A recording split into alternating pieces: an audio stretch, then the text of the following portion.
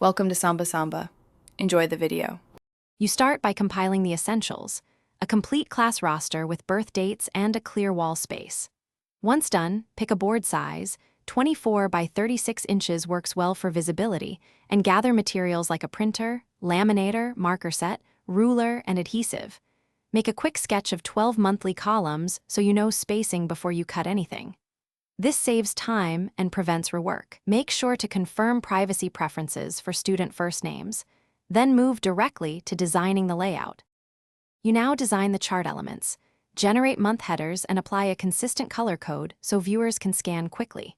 Then create individual birthday cards sized 3 by 5 inches with name and date. Include an icon if you want a visual cue. Once printed, laminate each card for durability and add Velcro dots or binder hooks so they are removable. While doing this, test fit a few cards on the actual board to confirm spacing. If spacing is tight, adjust column widths before you finalize all cards. You finish by mounting the chart at student eye level so kids can engage without standing on tiptoe. Use anchors for drywall or heavy-duty tape for bulletin boards.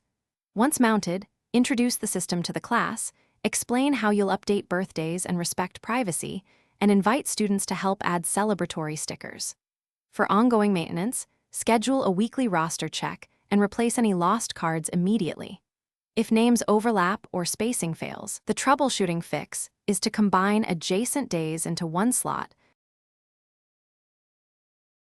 Thanks for watching. Consider subscribing if we helped you.